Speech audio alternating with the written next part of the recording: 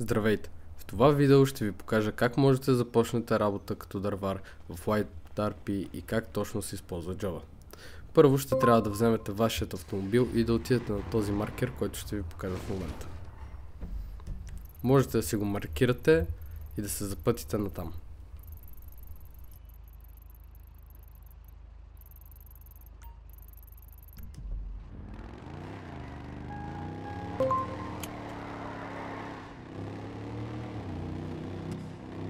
След като сте стигнали, трябва да се качите по тези стълби при това NPC и да го погледнете с третото око. Това става като натиснете бутона Alt.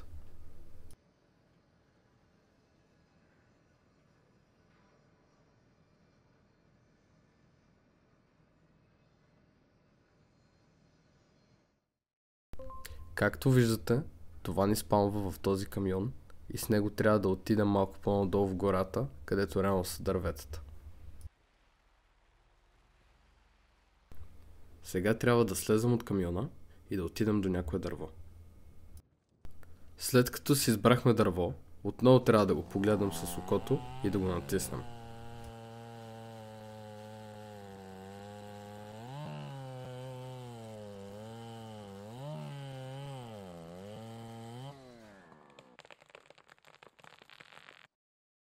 След като сме отрязали това дърво, то стана на трупи.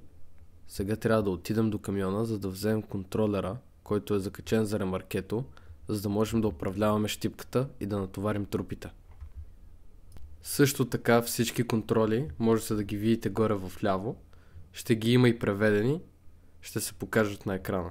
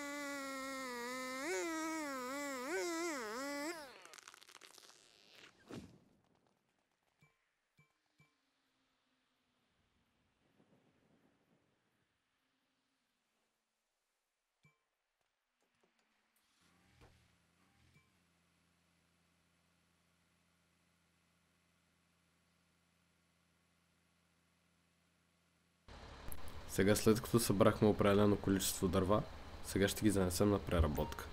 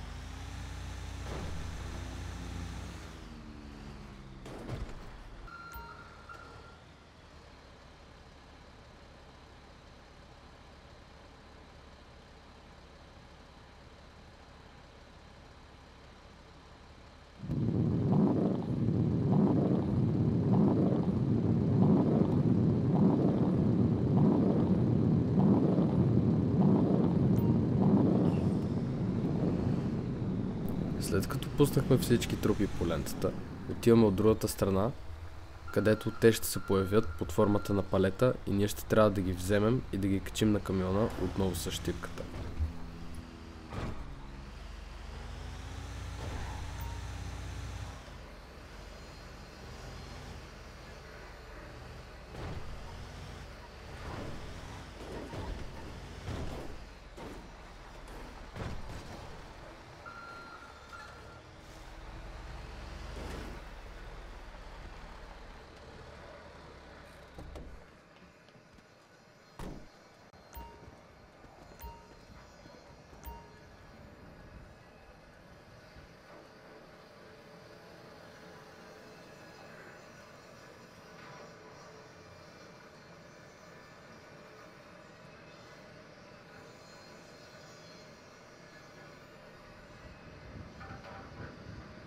Сега, когато натоварим палето, трябва да отидем на нашата локация, където да го продадем, за да вземем пари.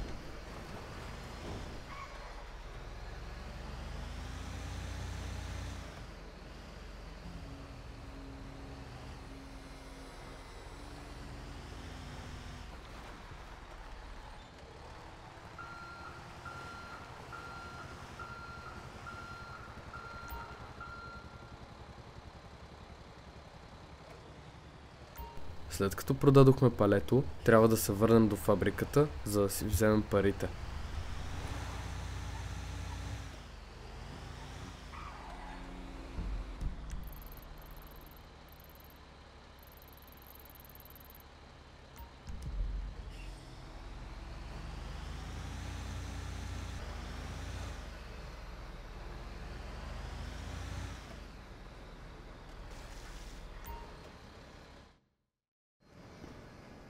Както видяхте, получихме си парите веднага щом отидохме на кръгчето и върнахме камиона.